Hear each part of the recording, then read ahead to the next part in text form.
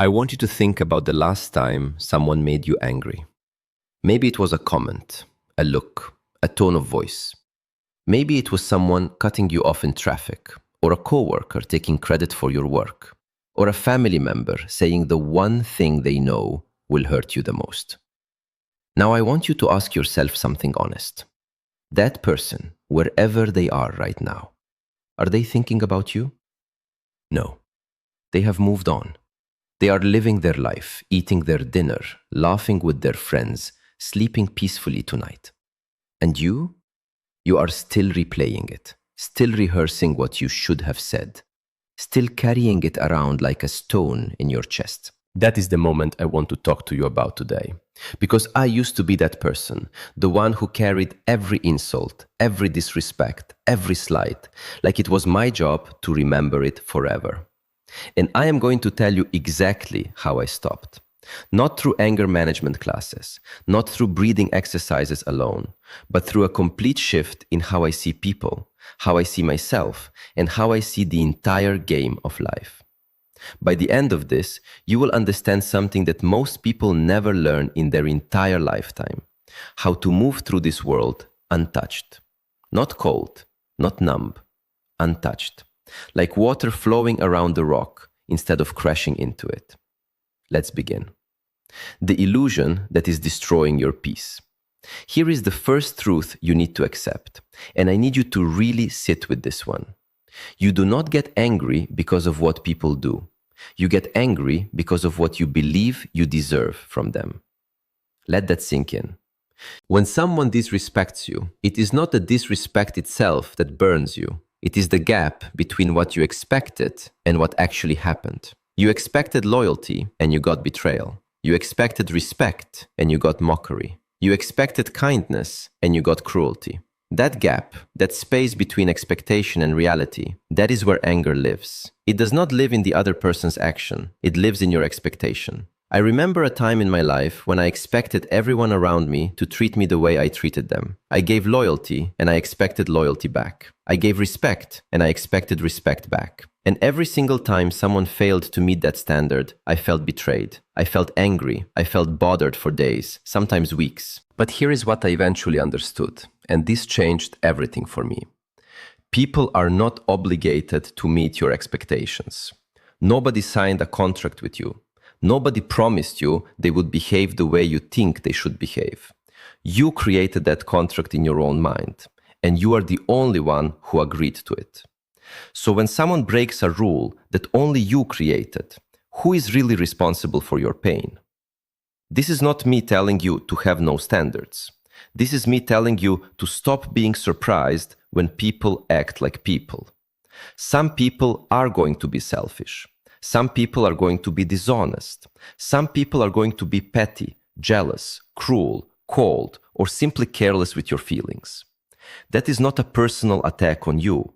That is just what certain people do in every situation to everyone they meet. Once you understand that their behavior is a reflection of who they are and not a measurement of your worth, something incredible happens. You stop taking it personally. And when you stop taking it personally, you stop feeding it your energy. Why their words have no power unless you hand it to them? Let me ask you something. If a stranger walked up to you on the street and said something completely ridiculous, something so absurd it made no sense, let's say they told you that you were a purple elephant, would you get angry?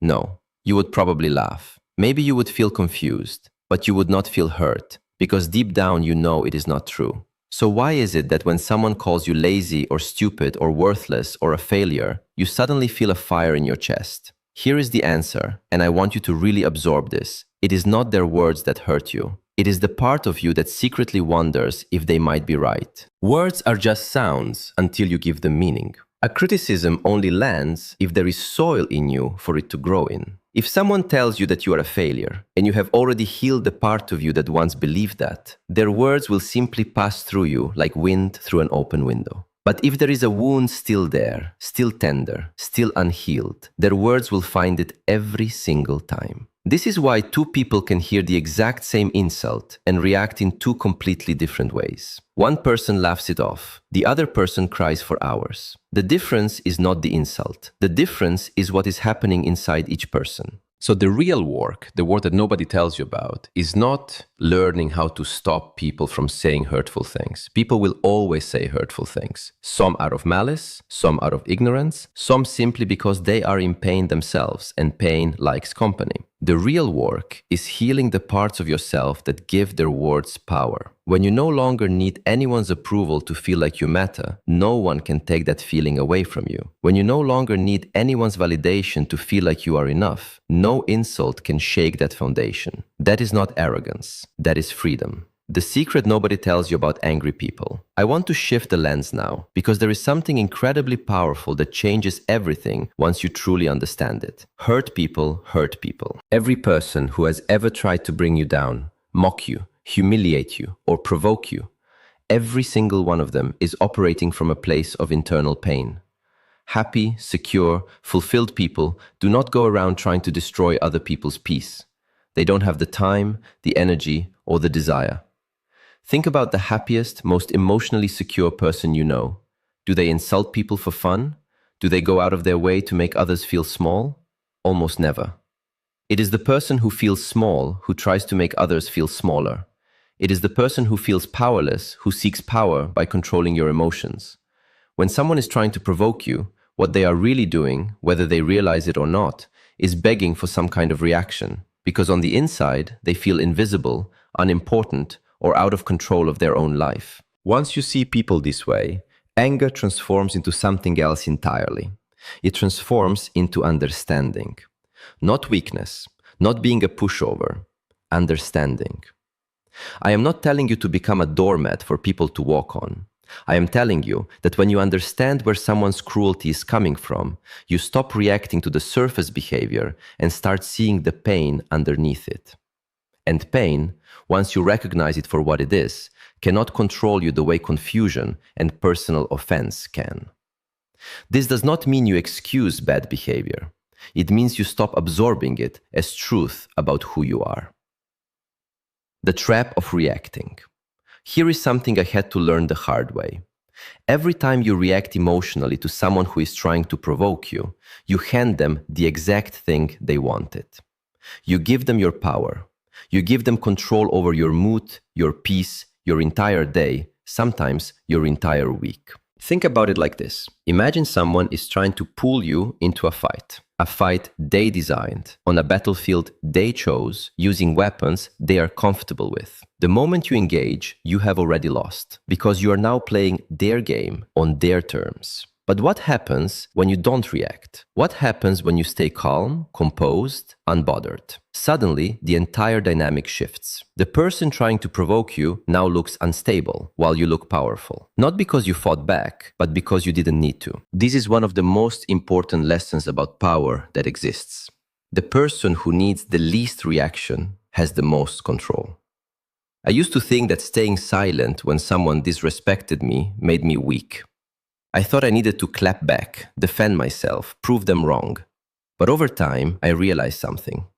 The people who are the most secure, the most powerful, the most respected, they rarely engage in petty arguments. They let their results, their peace, and their consistency speak for them. They do not waste their breath convincing people who are not worth convincing.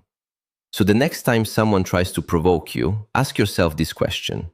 Is reacting going to serve my peace, or is it going to serve their agenda? 9 times out of 10, silence and calm will serve you far better than any comeback ever could. Detachment is not coldness. I want to clear up a misunderstanding, because a lot of people here don't let anyone bother you, and they think that means becoming emotionless, robotic, disconnected from everyone around them. That is not what I am talking about. Detachment does not mean you stop caring about people. It means you stop needing people to behave a certain way in order for you to feel okay. You can still love people deeply, care about them fully, and want the best for them, while also not allowing their moods, their opinions, or their behavior to control your internal state. Think of the sun. The sun does not get upset when clouds cover it. It does not chase the clouds away in anger. It simply continues to shine, fully, consistently, without needing the clouds to move for it to be the sun. Eventually the clouds pass, because that is what clouds do. But the sun never stopped being the sun. That is the energy I want you to build. Not the energy of a wall that blocks everyone out. The energy of the sun that stays warm and bright regardless of what is happening around it. When you build this kind of internal steadiness, you become almost impossible to shake. People can test you, provoke you, try to pull you into chaos, and you simply remain who you are. Not because you don't feel anything, but because your sense of self is no longer dependent on their behavior. How to actually build this skill? Now let me give you something practical, because understanding this is one thing, but living it is another.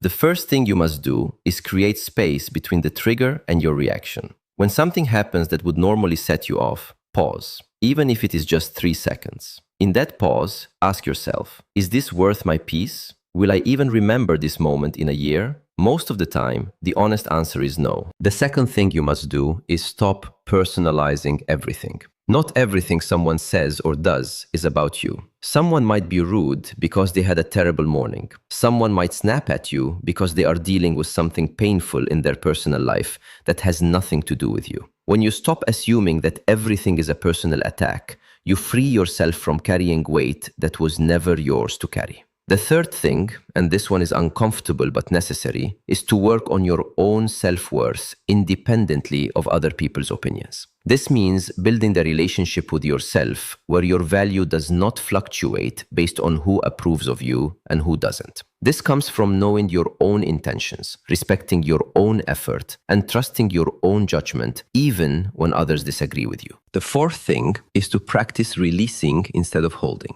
Every time you catch yourself replaying an argument, rehearsing a comeback, or reliving an insult, consciously choose to release it. Say to yourself, this no longer serves me, and redirect your attention to something that actually matters. Your goals, your growth, the people who genuinely deserve your energy.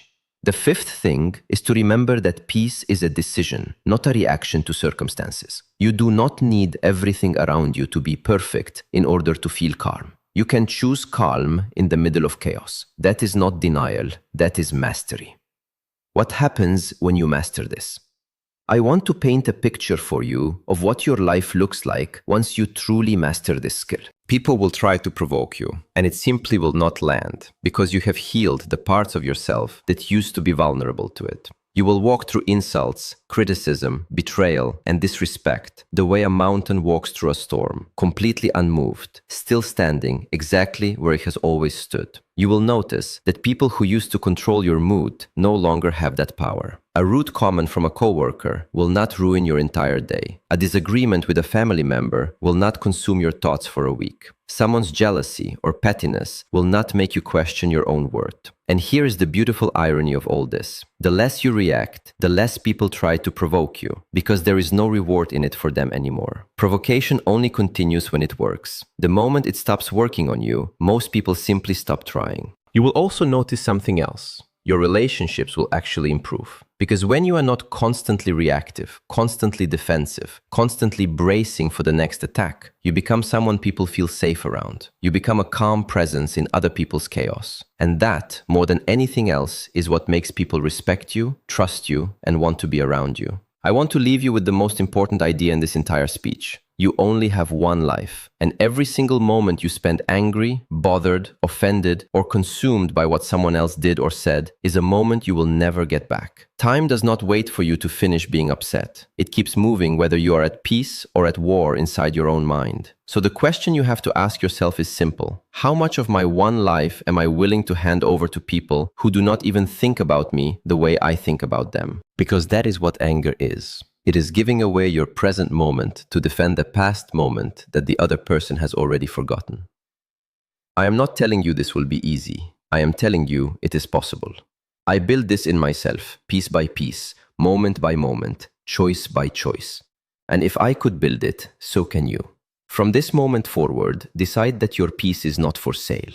Decide that no comment, no insult, no betrayal, no disrespect is worth trading your calm for. Decide that you would rather be free than be right, that you would rather be at peace than be validated. that you would rather protect your energy than prove a point to someone who was never going to understand you anyway. Let people be who they are. Let them say what they want to say. Let them think what they want to think. And you just keep shining, like the sun behind the clouds, untouched, unshaken, and completely, powerfully free. Thank you.